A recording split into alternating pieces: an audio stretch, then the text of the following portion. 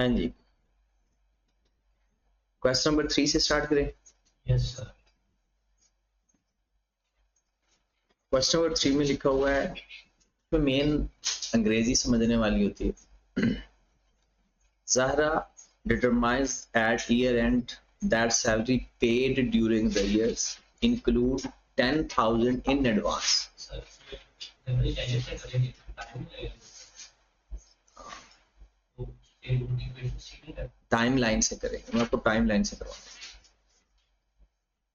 Zahra determined at year end, Zahra को year end पे पता चला जो सैलरी पे की है। मेन अंग्रेजी समझनी है, अंग्रेजी समझ लग गई तो उस जवाब तक पहुंच जाएंगे।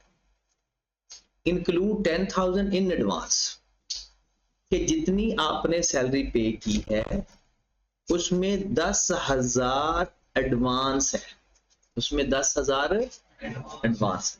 What is the correct year end adjustment for advance salary to be made. तो ईयर एंड पे हमने एडवांस सैलरी की क्या एंट्री पास करनी, पहले जब पे की थी उसके अंदर एडवांस सैलरी भी थी।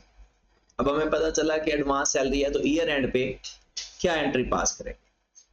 पहली बात तो ये है कि जब हमने एडवांस सैलरी तब पे की थी, ये क्योंकि पुराने क्वेश्चन है तो पुराने क्वेश्चन में ये दो एंट्रीज नहीं होती थी प्रीपेड कि पहले कौन सी एंट्री पास की। तो अगर साइलेंट हो तो पहले आप एक्सपेंस टू कैश की एंट्री पास कर चुके होते। कौन सी एंट्री पास करते हो? Expense to cash. अब पता चला उसमें एडवांस है, पता चला उसमें एडवांस है ईयर एंड पे, तो अब क्या एंट्री पास करेंगे? प्रीपेड डेबिट कर देंगे एडवांस, या प्रीपेड डेबिट कर देंगे और एक्सपेंस क्रेडिट कर देंगे। मतलब जब हमें पता चलेगा कि जो हमने पहली जब एंट्री पास उसने की होगी ना पेमेंट के वक्त, उसने एंट्री पास की होगी salary expense debit cash credit. Year end पे पता चला इसमें एडवांस है, तो फिर एडवांस की एंट्री हमने क्या पढ़ी है? प्रीपेड या एडवांस सैलरी डेबिट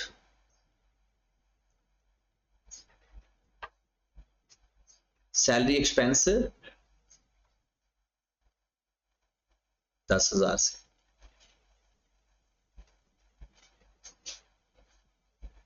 तो ढूंढ लो advance salary debit salary expense, ठीक होगी बात। आपने एंट्रीज वही है, एंट्रीज इसके अलावा कोई है ही नहीं। ईयर एंड पे कौन सी एंट्री पास करनी है, जब कोई ट्रांजैक्शन हुई थी तब कौन सी एंट्री पास करनी है, ये सारी चीज। Question number 4, on year end a business has outstanding electricity bill rupees 15,000। Year end पे बिजनेस को पता चला कि उसका बिल 15,000 आउटस्टैंडिंग। आउटस्टैंडिंग मतलब पेबल, आउटस्टैंडिंग का मतलब क्या होगा? During the year electricity bill paid are rupees 190,000।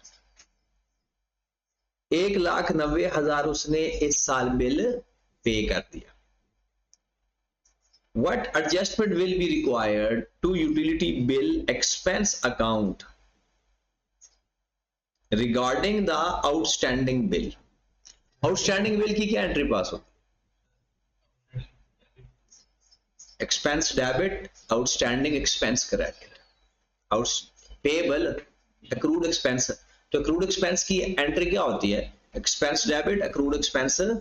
आप एक्रूड एक्सपेंस कह दो, आप आउटस्टैंडिंग एक्सपेंस कह दो, तो एंट्री पास होगी bill expense debit electricity bill debit accrued या आउटस्टैंडिंग बिल क्रेडिट 15,000 से, क्योंकि 15,000 ही आउटस्टैंडिंग है ना। अब उसने हमसे पूछा क्या है, कहते हैं what adjustment will be required to utility expense account. उसने डेबिट वाली बात पूछी है या क्रेडिट वाली बात पूछी है? सवाल पढ़ के बताएं कि उसने हमसे जो सवाल पूछा है वो डेबिट वाली चीज पूछी है या क्रेडिट वाली चीज पूछी है। क्योंकि what adjustment will be required to utility expense account, तो यूटिलिटी एक्सपेंस अकाउंट ये है, ये जो नीचे वाला है ये तो आउटस्टैंडिंग यूटिलिटी एक्सपेंस है। ये हमारा एक्सपेंस है, ये हमारी लायबिलिटी है। तो यूटिलिटी एक्सपेंस में 15,000 से डेबिट हो जाएगा, यूटिलिटी एक्सपेंस में 15,000 से डेबिट हो जाएगा। लगता है कल आप पढ़ के नहीं आइए ये एंट्री सारी, याद है? ये पढ़ के आया करो डेली बेस पे, ये चीजें एंट्री इंपॉर्टेंट होती हैं। ये क्वेश्चन नंबर 5 को अभी पेंडिंग करो, एंड पे करेंगे या रेक्टिफिकेशन ऑफ एरर के साथ करेंगे? Effect on profit question number 6 पे है।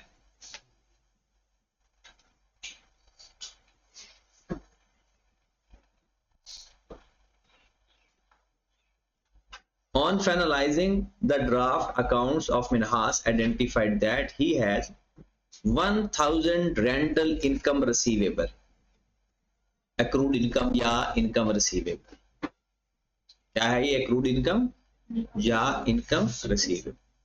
rental income received and recorded 11,000, 11,000 हमें इनकम मिली और वो हमने लिख ली। 1,000 इनकम रिसीवेबल है, 11,000 इनकम मिल गई है। What is the correct entry to record the accrued income? तो एक्रूड इनकम की क्या एंट्री होती है? एक्रूड इनकम, इनकम में ऐड और accrued income debit, income credit. क्योंकि इनकम क्रेडिट होती है तो एक्रूड इनकम डेबिट क्योंकि एसेट होता है, और इनकम क्रेडिट तो क्या एंट्री पास होगी? D, accrued income debit, rental income credit. Which of the following is asset account? Prepaid expense, क्योंकि accrued expense liability होती है, unearned income भी liability होती है, और rent payable भी liability।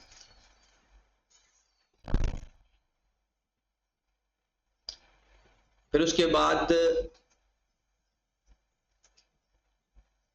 after finalizing the account, salary expense payable 9,000 has been ignored।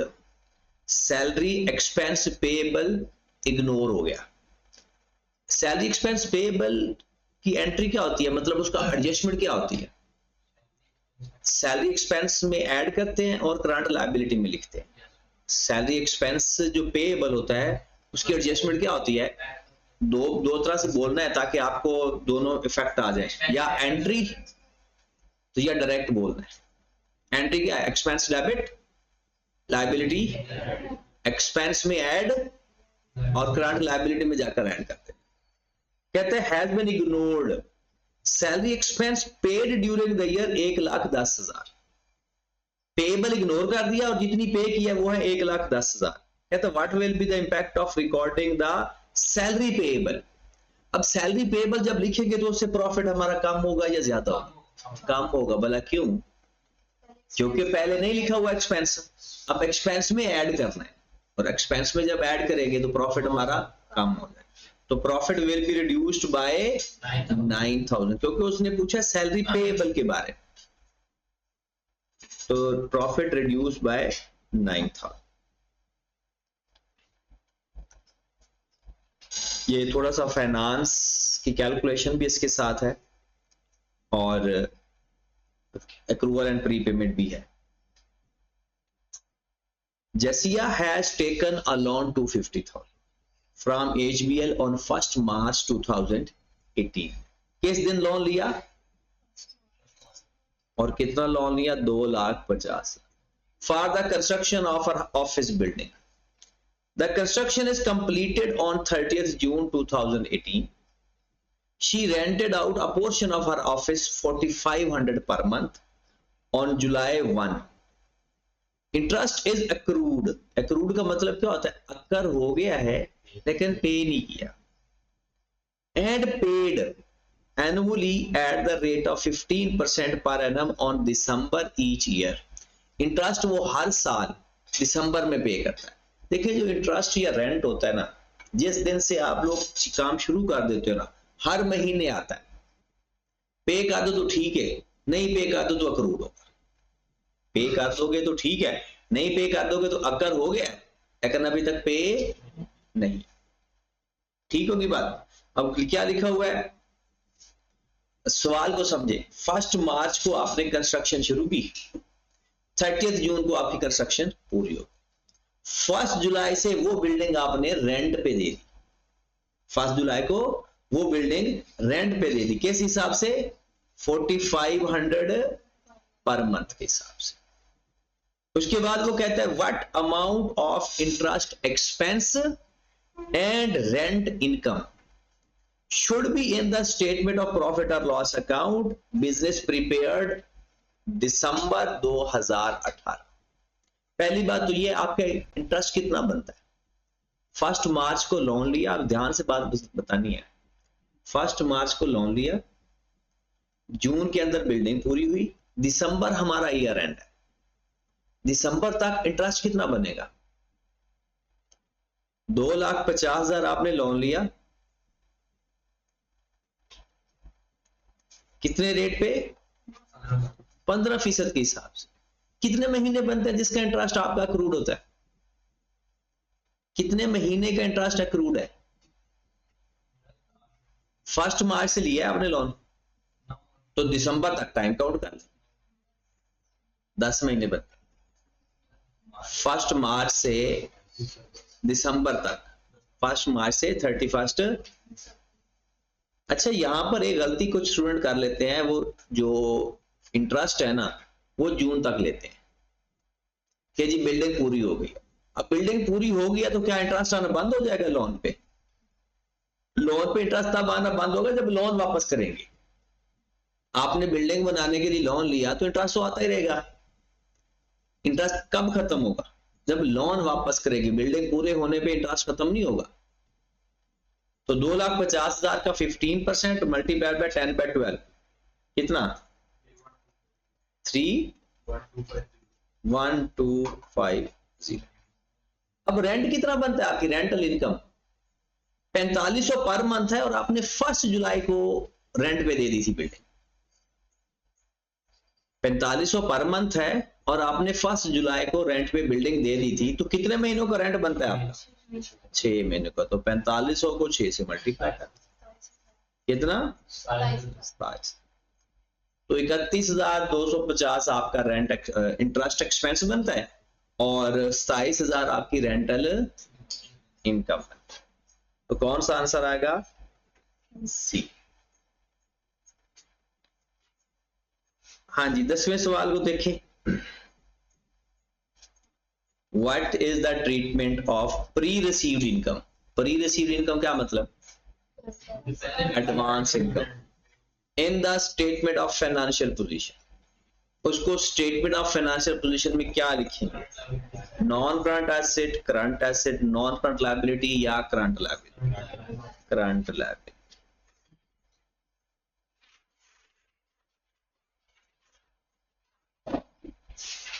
अब ऐसा ऐसा अच्छे सवाल, क्योंकि ये अभी आप लोगों ने प्रैक्टिस करने हैं। The annual rent expense for TTT for the period of 1st July 2018 to 30th June 19 is 35,000। अब ये साथ साथ करना भी आपने, एनुअल रेंट क्या मतलब, एनुअल रेंट एक साल का रेंट, ठीक है। फॉर द TTT फॉर 1 जुलाई से 1 जुलाई 18 से लेकर 30 जून 19 इज ₹35,000। 35,000 साल का रेंट है, which is 25% more than the previous, क्योंकि पिछले साल से 25% ज्यादा है। तो पिछले साल रेंट कितना था, मैंने तरीकाकार बताया पिछले साल के इस तरह की कैलकुलेशन। अपना कैलकुलेटर निकालो ना सब लोग। इस साल 35,000 रेंट है एक साल का, जो कि 25% ज्यादा है पिछले साल से। तो पिछले साल पर कितना रेंट हो, कितना, 28,000। मरियम आपका कितना है,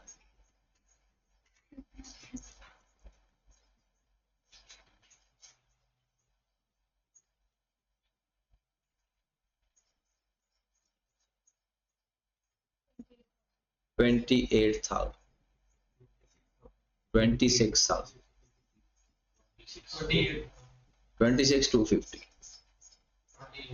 28, 28, मरियम आप करें अभी 28। अब जरा सुनिएगा, 35,000 इस साल का रेंट है या पिछले साल का रेंट है? 35,000 इस साल का, जो कि 25% ज्यादा है, जो कि 25% ज्यादा है। इसका मतलब ये 125% है। ये कितने फीसद है? 125 है। याद रखें, मैंने आपको पहले भी कहा था, ये पता नहीं किस दिन आपकी अकल में बात आनी है, कि जब कोई चीज परसेंटेज ऐड होके आई हो या परसेंटेज माइनस होके आई हो, उस पर डायरेक्ट परसेंटेज कभी नहीं लेनी, उसकी डायरेक्ट परसेंटेज। तो फिर ये आपके पास 35,000 है, ये तो है ही 125, ये 25 से ज्यादा है ना, तो ये 125 है। और हमें कितना चाहिए? 100। अगर 25 से मल्टीप्लाई करोगे भला क्या आंसर आएगा? जो बढ़ गया। 7,000 आपका आंसर आएगा, जो इंक्रीज हुआ पिछले साल से। और अगर 100 से मल्टीप्लाई करोगे तो पिछले साल का रेंट आ जाए। तो अगर हम डायरेक्ट 100 से मल्टीप्लाई करेंगे तो ये आ जाएगा 28,000। पिछले साल सालाना रेंट था 28,000, इस साल सालाना रेंट है 35,000। ठीक होगी बात? आगे वो कहते हैं what is charge for rent expense, statement of profit और loss for the year ended December 2018। अब यहां दो प्रॉब्लम आ गए। हमारी अकाउंटिंग का साल कोई और है, रेंट का साल कोई और है। रेंट कब से कब पे करते हो? जुलाई से जून, जुलाई से जून। और हमारी अकाउंटिंग का ईयर एंड क्या है? दिसंबर। तो इसके लिए हम बनाया करेंगे टाइमलाइन।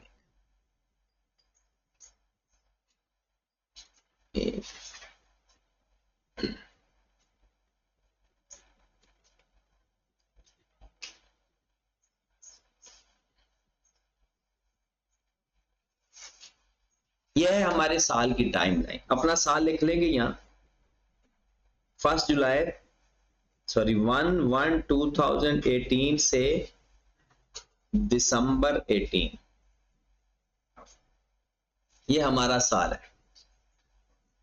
और फिर हम रेंट पे करते हैं। रेंट की जो डेट है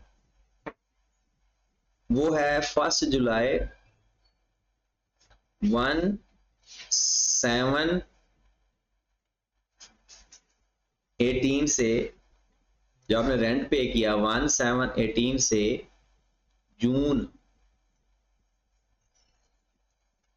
19।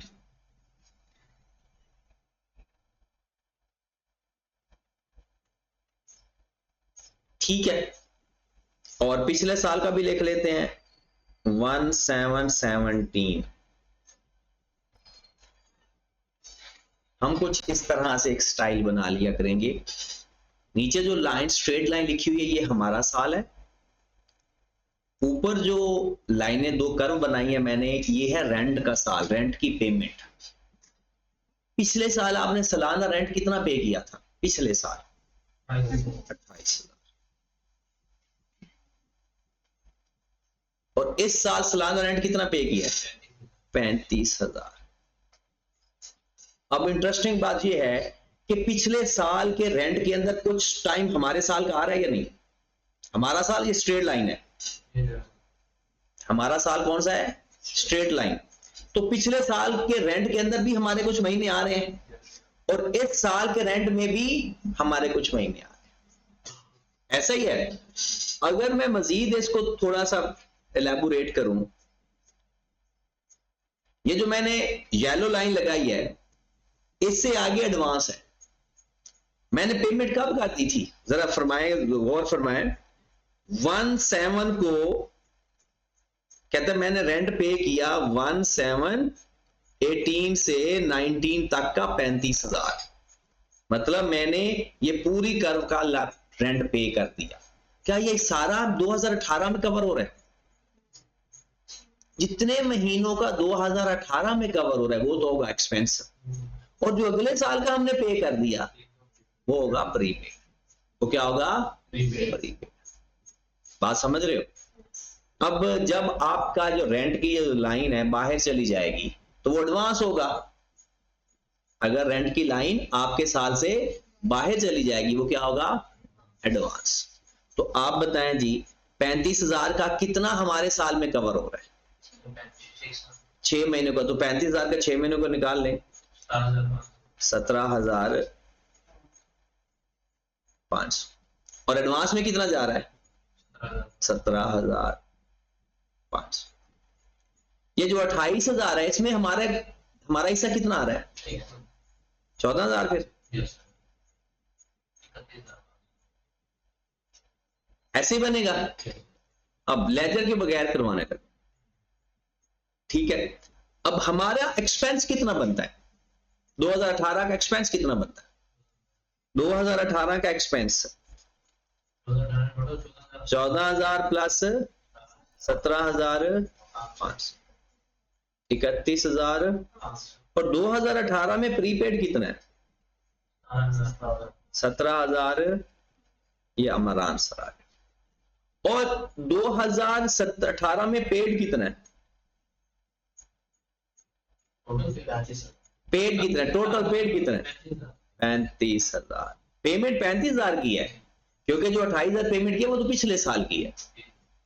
और अगर आपसे ये कोई पूछे कि पिछले साल कितना एडवांस पे किया? 14,000। ये जो पेमेंट हुई है ना, ये साल नहीं पेमेंट हुई, ये पिछले साल पेमेंट हुई थी, ये पिछले साल का एडवांस। वो सारी बातें जो लेजर के अंदर हम लिखते हैं ये सारी बातें यही है। इस साल का एडवांस, पिछले साल का एडवांस, एक्सपेंस, पेड, ये सारा कवर हो। ठीक होगी बात। अगर वो लेजर की कोई बात पूछे तो भी यहां से पता चल जाएगा। वो ज्यादातर सवाल आपसे जो पूछेगा वो ये दो सवाल पूछेगा, एक्सपेंस बताओ, प्रीपेड बताओ। एक्सपेंस बताओ और प्रीपेड। और फिर भी अगर कोई चीज मिस होने लगे तो फौरन लेजर बना ले। कुछ चीजें, मैक्सिमम चीजें इधर से मिल जाएंगी, आप कम से कम 3 चीजें तो मिल ही जाएंगी। तो 3 चीज यहां से निकाल के लेजर में पुट कर देना, जाके वहां से लेजर बनाकर चौथी चीज आपकी फाइंड हो गया। ठीक हो गया। अब अपना जवाब जाकर ढूंढ ले। उसने पूछा क्या था? What is the charge to rent expense in the statement of profit और लॉस? क्या पूछ रहा है वो? 31,500। ये पूछ रहा है कि आपका एक्सपेंस इस साल का कितना बना। क्वेश्चन नंबर 12 पे है, which of the following statement is incorrect? सवाल क्या पूछ रहे हैं? Which is the following statement is incorrect? गलत स्टेटमेंट कौन सी है? Income received in advance is a current liability. ये करेक्ट है या इनकरेक्ट है? करेक्ट है। और हमने कौन से बतानी है? जो इनकरेक्ट होगा वो हमारा करेक्ट होगा। Accrued income is a current asset, ये भी करेक्ट है। Prepaid insurance is a current liability, ये गलत है। तो जो गलत है वो सही है क्योंकि उसने इनकरेक्ट पूछा। After finalizing the draft account, he has treated prepaid insurance as accrued expense. लिखना था prepaid insurance, लिख दिया accrued expense। मतलब एक्सपेंस में से माइनस करना था, उसने एक्सपेंस में ऐड कर दिया। प्रीपेड का क्या करते हैं? एक्सपेंस में माइनस करते हैं। प्रीपेड को एक्सपेंस में से माइनस करते हैं और accrued को एक्सपेंस में, उसने क्या, वो कहता है he has treated prepaid insurance as accrued expense। मतलब एक्सपेंस में से माइनस करना था, उसने एक्सपेंस में ऐड कर दिया 1,000।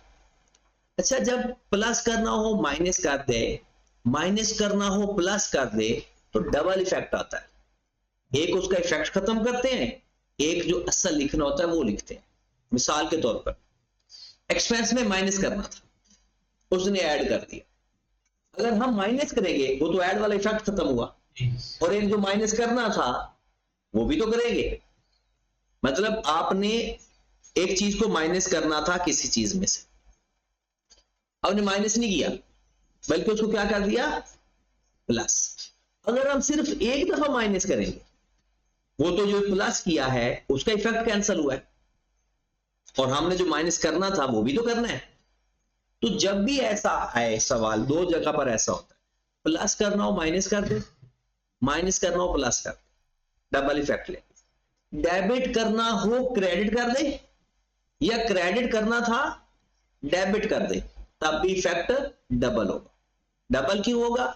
एक इफेक्ट पहले वाला कैंसिल होता है, दूसरा इफेक्ट हम लिखते हैं। ठीक होगी बात? चलेंगे, 1000 से आपने अपना एक्सपेंस कम करना था, कम करने की बजाय क्या कर दिया? बढ़ा दिया। कम करने की बजाय बढ़ा दिया।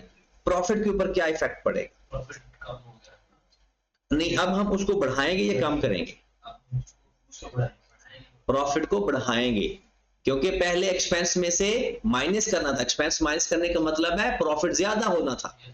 हमने प्रॉफिट ज्यादा करने की बजाय प्रॉफिट को कम कर दिया, तो अब डबल अमाउंट के साथ प्रॉफिट को बढ़ा दें, तो इंक्रीज्ड बाय 2000। चलें, क्वेश्चन नंबर 14 थोड़ा नया तरीके से आइए, फिर अगली क्लास में करते हैं। तो कोशिश करेंगे कि अगली क्लास में इसके क्वेश्चन नंबर 25 तक पहुंच जाए। तो 25 तक अगर हम पहुंच गए तो फिर ये हमारे हो गए। तो पहले ये क्वेश्चन आपने, अगर आपको अभी टाइम मिलता है तो यही पहले जो 13 क्वेश्चन हमने किए यही दोबारा प्रैक्टिस करें, क्योंकि जब तक पिछले सवाल आपके प्रैक्टिस नहीं होंगे अगले सवाल आपको आना मुश्किल है। ठीक है, तो पिछले सवाल बार बार प्रैक्टिस करें। तो 25 क्वेश्चन तक अगर आपने सही समझ लिया तो अगले 25 क्वेश्चन फिर आपके लिए आसान हो जाएंगे।